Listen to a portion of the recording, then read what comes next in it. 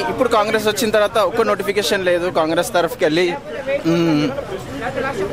ఇంకా జనం కూడా క్యూనెస్కి వెళ్ళినప్పుడు వాళ్ళకి ఏం న్యాయం జరుగుతలేదు అంటే ఇంకా ఆయన ఏదో పర్సనల్ గ్రోత్ కోసం ఆయన పొలిటికల్గా వెళ్ళిండు అనిపిస్తుంది. మన కాంగ్రెస్ ఎట్లా చూడవచ్చు? కాంగ్రెస్ ప్రభుత్వంలో ఉండి ఆయన ఎమ్మెల్సీగా ఉండి ఆ ప్రభుత్వాన్ని విమర్శించడం ఎట్లా చూడవచ్చు?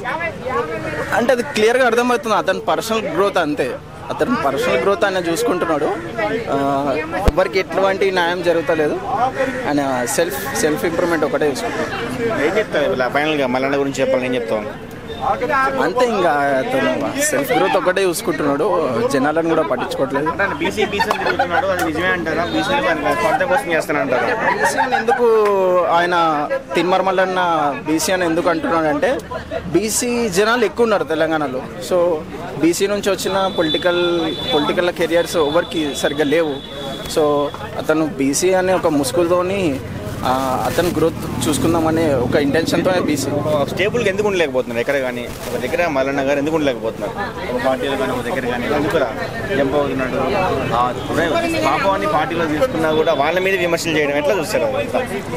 అదే నాకు తెలిసి ఆయన ఇంటర్నల్గా ఆయన అనుకున్న పొజిషన్ వస్తలేదేమో అట్లని చెప్పి కూడా ఇట్లాంటి విమర్శలు మనం చూడొచ్చు. మల్లన్న ఫ్యాన్స్ ఏమంటున్నారు, నువ్వు మమ్మల్ని బైకట్ చేసేది అంటే మేమే మిమ్మల్ని సస్పెండ్ చేస్తున్నాం, కాంగ్రెస్ పార్టీని సస్పెండ్ చేస్తున్నాం అని చెప్పేసి మల్లన్న ఫ్యాన్స్ అంటున్నారు. మల్లన్నకి ఫ్యాన్స్ ఎక్కువ ఉన్నారని చెప్పేసి ఆయన కొత్త పార్టీ పెట్టే ఆలోచన ఉన్నారంటారా?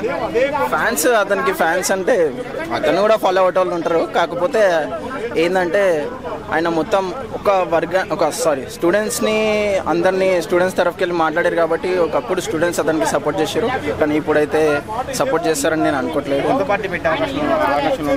కొత్త పార్టీ అతనికి అంత కెపాసిటీ లేదండి.